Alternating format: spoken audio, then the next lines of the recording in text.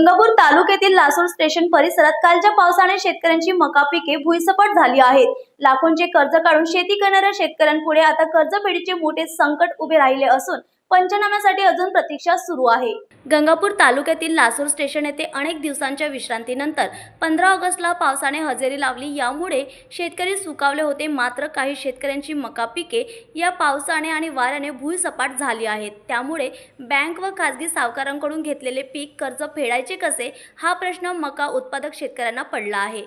15 ऑगस्टला संध्याकाळच्या सुमारास पाऊस व वाऱ्यासह आला आणि रात्री उशिरापर्यंत सुरू राहिला। यामुळे लासूर स्टेशन परिसरातील अनेक शेतकऱ्यांची मका पिके भुईसपाट झाली।